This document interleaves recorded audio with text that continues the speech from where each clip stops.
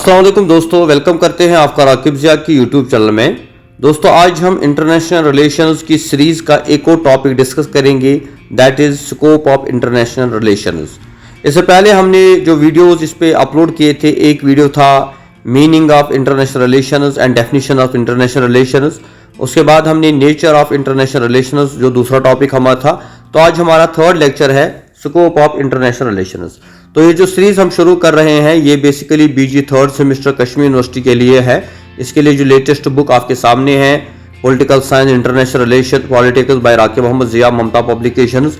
ये किताब आपको काफ़ी हेल्प करेगी इस पूरे सिलेबस को समझने में।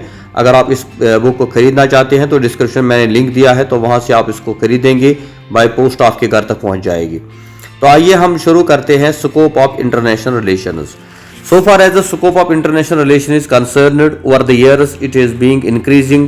Its great importance is increasing day by day.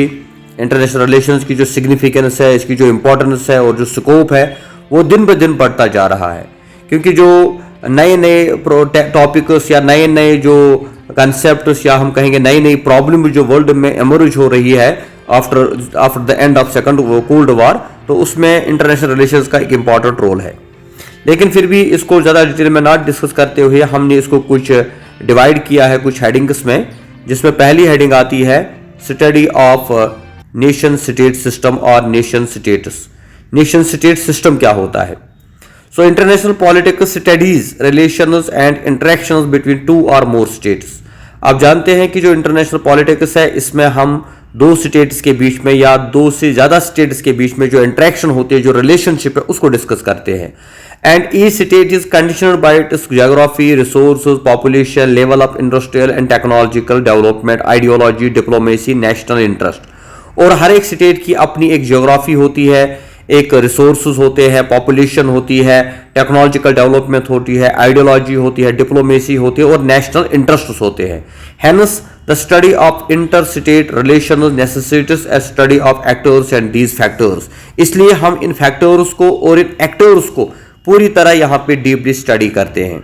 इसीलिए हम कहते हैं कि नेशन स्टेट्स और the primary actors in international relations, कि इंटरनेशनल रिलेशंस में जो नेशन स्टेट्स है यानी जो सॉवरियन इंडिपेंडेंट स्टेट्स है वो प्राइमरी एक्टर्स का रोल प्ले करते हैं।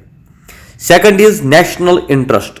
National interest is the objective that each nation tries to secure during the course of relation with other nations. जब भी हम दो देशों के बीच की रिलेशन की बात करते हैं, दो कंट्रीज के रिलेशन की बात करते हैं, तो उसमें दोनों के अपने इंटरेस्ट होते हैं, उसको हम नेशनल इंटरेस्ट कहते हैं। और ये नेशनल इंटरेस्ट हर एक स्टेट का ऑब्जेक्टिव होता है as far as the relation international relation is concerned, और इस चीज को भी हम यहां पे स्टडी करते हैं। Third is national power. Core concept in the study of international relation जो है that is national power. Nations और actors but these always act on the basis of their national power. ये स्टेट्स तो actors है लेकिन ये हमेशा काम करते हैं, इनकी बुनियाद होती है नेशनल पावर के ऊपर। और नेशनल पावर जो है यानी ये पावर जो है it is the ability to control the minds and activities और to influence the other country, दूसरी कंट्री को इन्फ्लुएंस करना। और जब भी हम दो कंट्रीज की रिलेशन की बात करती है तो उसमें एक कंट्री दूसरी कंट्री को इन्फ्लुएंस करने की कोशिश करती है और उस चीज का नाम होता है national power. Third is study of foreign policy. So foreign policy क्या होती है? The behaviour of a state at international level is always directed and controlled by its foreign policy. कि एक स्टेट का बिहेवियर क्या होगा towards the other states of the world, वो foreign policy बताती है। जैसे हम हिंदुस्तान की बात करेंगे तो कोल्ड वॉर के जमाने में हमारे हिंदुस्तान की जो पॉलिसी थी that was NAM, non alignment movement, कि हम किसी भी दुनिया के उस देश से दोस्ती नहीं रखेंगे जो कोल्ड वॉर को सपोर्ट करता होगा, यानी कि फॉरेन पॉलिसी थी। तो अब वो फॉरेन पॉलिसी बदल गई है। अब इंडिया का ये फॉरेन पॉलिसी है कि हम हर एक डेमोक्रेटिक, एक सॉवरियन और एक ऐसी पावरफुल कंट्री के साथ रिलेशन करेंगे जहां पे हमारे नेशनल इंटरेस्ट जो है पूरे होते हैं। सो इसलिए फॉरेन पॉलिसी जो है कि हर एक कंट्री का जो बिहेवियर होता है, study of foreign policies of various Nations alone can explain the nature of relations and interaction among them. इसीलिए फॉरेन पॉलिसी ही वो चीज होती है जिससे हम एक कंट्री के बिहेवियर को और एक कंट्री के जो है नेचर को समझ सकते हैं कि इनका नेचर क्या है, ये इनका मकसद क्या है, ये करना क्या चाहते हैं। क्योंकि हर एक कंट्री की जो फॉरेन पॉलिसी होती है ये बहुत ही इंपॉर्टेंट मानी जाती है as far as international relation is concerned. Now there is fifth one, that is non state actors.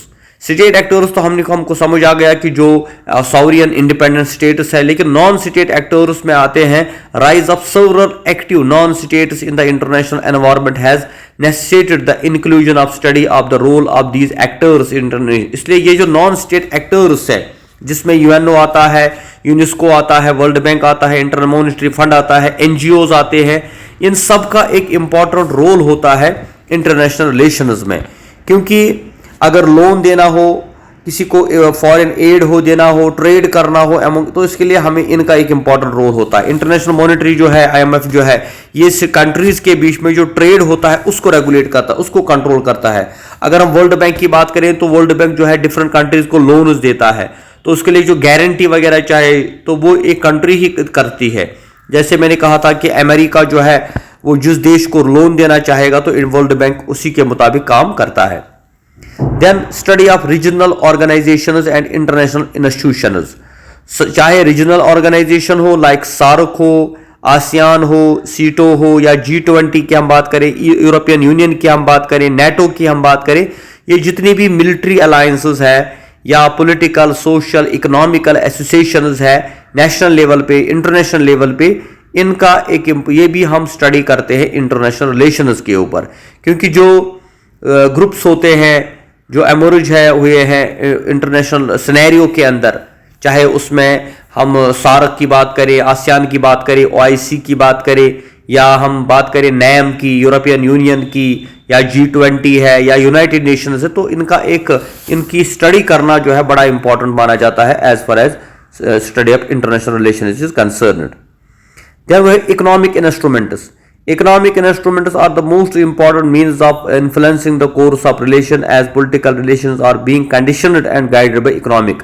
Economic relations का एक important role है, यानी जो इंटरनेशनल रिलेशन है वो सिर्फ पॉलिटिकल रिलेशन नहीं होती है, बल्कि उसमें इकोनॉमिकल इंस्ट्रूमेंट जो है उनका बड़ा इंपॉर्टेंट रोल होता है।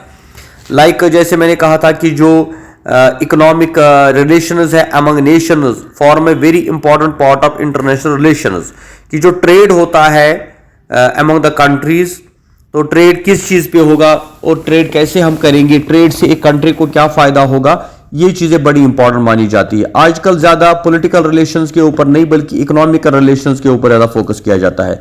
कोल्ड वॉर के जमाने में नेटो था, वार्सा पैक्ट था, तो ये बेसिकली पॉलिटिकल ऑर्गेनाइजेशंस होती थी कि अगर आपके ऊपर कोई अटैक करेगा तो उस वक्त ये आपका साथ देंगे, या नॉन अलाइनमेंट मूवमेंट। लेकिन अब जो एसोसिएशंस ऑर्गेनाइजेशंस बनते जैसे यूरोपियन यूनियन है या G20 है, तो ये बेसिकली इकोनॉमिक इंस्टीट्यूशंस है, और इन इकोनॉमिक इंस्टीट्यूशंस का इंटरनेशनल रिलेशन में एक इंपॉर्टेंट रोल होता है। क्योंकि हर कोई कंट्री चाहती है अपनी वेल्थ को बढ़ाना, अपनी GDP को बढ़ाना, अपनी सोर्सेज को बढ़ाना, अपनी इनकम को बढ़ाना, और उसके लिए जो ऑयल का इंपॉर्टेंट रोल है कि हम इंपोर्ट एक्सपोर्ट जो है वो कैसे करेंगे, करेंसी का जो एक्सचेंज कैसे होगा, ट्रेड कैसे होगा, और टेक्नोलॉजी एक दूसरे को ट्रांसफर करना, और ये जो है रॉ मटेरियल वगैरह, ये चीजें आजकल बड़ी इंपॉर्टेंट मानी जाती है जब हम इंटरनेशनल रिलेशंस की बात। Number 8 is war and peace. International relations is not free from the discussion of the determination to save mankind from war. Large and regional powers are often exchanging views to create an atmosphere of peace and security. तो war and peace को भी हम यहाँ पे study करते हैं, क्योंकि war और peace जो है ये दो इंपॉर्टेंट चीज़ें हैं।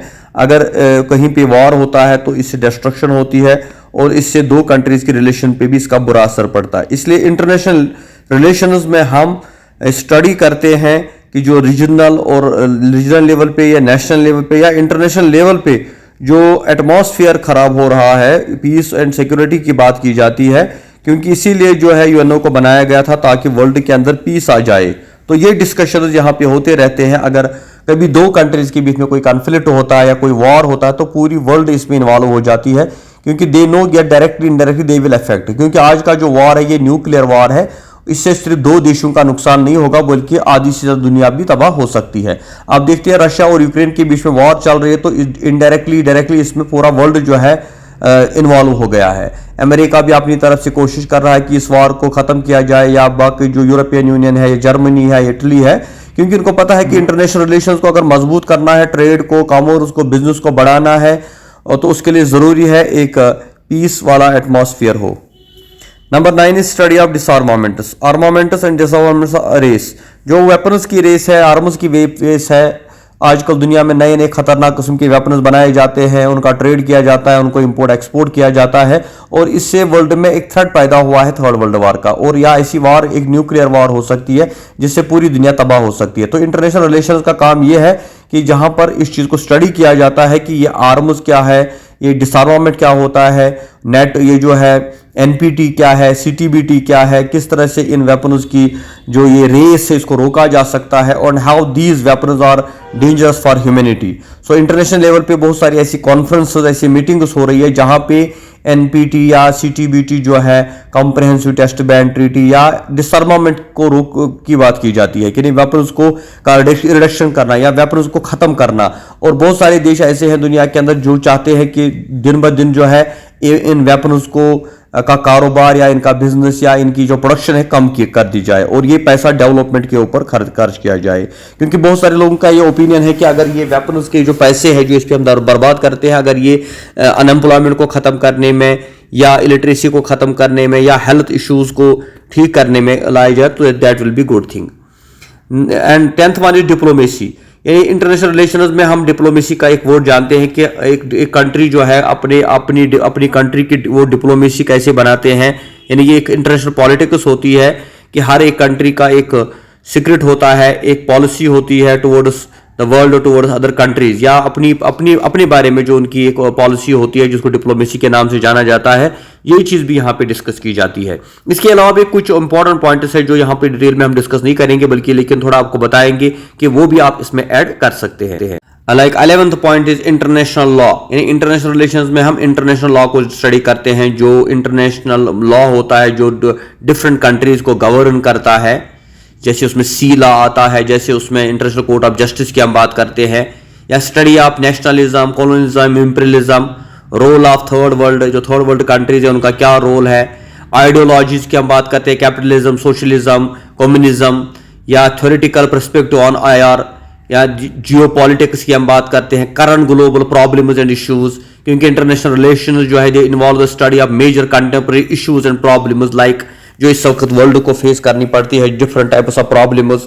उसमें इंटरनेशनल टेररिज्म की हम बात करें, प्रोटेक्शन ऑफ ह्यूमन राइट्स की हम बात करें, इश्यूज ऑफ क्लाइमेट चेंज की हम बात करें, environmental protection and sustainable development की हम बात करें, या एथनिक कॉन्फ्लिक्ट्स। तो ये कुछ वर्ल्ड इश्यूज है, वर्ल्ड प्रॉब्लम्स है जिनको इंटरनेशनल रिलेशंस में हम डिस्कस करते हैं। क्योंकि जब भी रिलेशन की बात आती है तो सिर्फ इसमें दो देश नहीं बल्कि पूरा वर्ल्ड, जैसे मैंने कहा ये ग्लोबलाइजेशन है, और ग्लोबलाइजेशन का जो दौर है इसमें हमें पूरे वर्ल्ड के बारे में जानना पड़ता है कि वर्ल्ड में जो इस वक्त प्रॉब्लम्स है ये कंट्रीज डायरेक्टली इनडायरेक्टली एक दूसरे को अफेक्ट करती है। फॉर एग्जाम्पल हम टेररिज्म की बात करें तो टेररिज्म सिर्फ इंडिया को खाएगा नहीं बल्कि ये पूरी दुनिया को खाएगा। अमेरिका जिसको लगता था कि उसके ऊपर कोई टेररिस्ट अटैक नहीं हो सकता, लेकिन 9/11 ने कर दिखाया कि अमेरिका जैसी सुपर पावर के ऊपर भी टेररिस्ट अटैक्स हो सकते हैं। इसी तरह ह्यूमन राइट्स वायलेशंस की हम बात करें, ये पूरे वर्ल्ड में हो रहा है। क्लाइमेट चेंज जो है, ग्लोबल वार्मिंग आ रही है तो इससे भी पूरी दुनिया इफेक्ट हो रहा है।